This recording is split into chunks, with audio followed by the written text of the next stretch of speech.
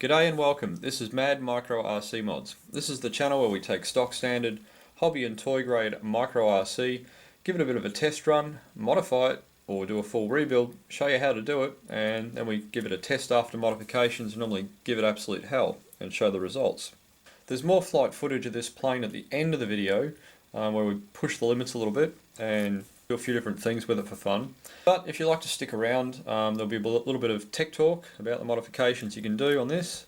There'll also be a little bit of channel news and information about this product, where to get it and all that sort of stuff. And please keep in mind I'm not sponsored or paid for by Hobby King where I got this, or by the people that produce this. But at $12.50 to $15 per unit for a complete RC thing, which you could harvest to use on other micro RCs like a Coke can car, or an airframe you can put other units in to fly outdoors, for the price I had to find out, and I had to let my subscribers know, because $12.50 to 15 bucks, the postage was twice what it cost for the plane, and you pretty much get everything you see on the box. Well, almost everything. You get a plane, okay? You get the pole with it, you get a controller, you don't get this matte thing or whatever, you don't get the second plane clearly. You do sort of get this twitchy look with the controller and the big grin on your face when you nearly crash it and stuff. You don't quite get this action man look with one foot in the air where you're about to jump backwards through the window, but then that's probably a good thing. So, anyway, the timestamp at the bottom of the screen now if you'd like to skip forward to the flight footage of the plane, or you can stick around for the other stuff I mentioned. So, what modifications can you do to this when you get it? Well, the modifications are pretty simple. When you get the plane, you get two different control lines, a short and a long one. If you're real brave and you've got a big area, I'm sure you could join the two together and have some real crazy fun with it. But you probably have to glue your tether pole to the ground. Props. Comes with two, a large and a small. I found that the small prop, just pull the nose cone off it. It spins up the prop faster, the prop responds, or the motor responds quicker without the weight, and it actually makes the plane faster. So there's one simple mod. The other mod you can do is, because it has a 1mm prop shaft, you can basically get lots of different props from all over the place. These are two Plantrico props of different size, which you can cut down and rebalance. One sort of I worked out really good for high alpha and high speed or whatever, and another one was more of a heavy lifter prop, and you can tell by the rev of the motor and what sort of lift you've got. The other modification you can do is actually to the tether pole itself. The tether pole's pretty short when you get it. You can extend that. I'll quickly show what I did to that now. Okay, this is the stock standard tether pole and base. You put water or sand in the base, put it on the ground, and you basically screw this pole in and this pole in on top. Now, stock standard, the height's about 1 inch over 2 feet or something thereabouts. What you can do is buy a second kit because they're so cheap, and use this pole here from the second kit to extend your pole, extra foot, because the poles are effectively a foot long each. Quicker, cheaper, easier way to upgrade or extend the pole. And what I did is I went to the hardware store and I found you could buy this aluminium. So you could buy, a piece of this as long as you want. Keep in mind you don't want to go too long because you'll hit the roof with the plane. So you need a little bit of leeway there. It's best to go halfway to the ceiling if you are. The other thing is you would have to uncap this here and undo the thread to change the aluminium pole over. An easier way was to find some conduit. I think it's plastic conduit it's called. I got the thick walled stuff, and I just took the pole down and went, oh, this fits in here, perfect. So it's cost like $1.50 for this much. And you just screw the base one in and you just slide it together. You don't have to screw it together in between the sections or anything. And it extends the pole, well, I've extended the pole to about 1 metre, 1.2 metres. But if you do that, you get more leverage, and because the plane, modified as well, goes a little faster, you tend to want to pull the pole over. So, especially on soft carpet, what you can do is you can glue this to a base, something like that, and Bob's your uncle, you're away. So yeah, the plane hook or whatever, you hook it on so that it's always sort of wrapping around this way, not the other way. So you just clip it on and that's it, you're ready to fly. Simple as that. It's sort of ironic, it's pouring down rain right now, so if you're in a micro RC you couldn't fly outside, this is what it's all about for this kit pretty much. Okay, high speed modifications. I'll quickly show you some of the high speed mods you can do to make this thing go a lot faster around the pole. This was done as a little bit of an afterthought, so Please ignore all the car parts in the background. This is filming has already begun for the next video, which is a Frankenstein car, high speed. So anyway, high speed modifications for these planes. Put your small prop on, remove your nose cone, but then also get a hobby knife and scrape off any glue that's left behind.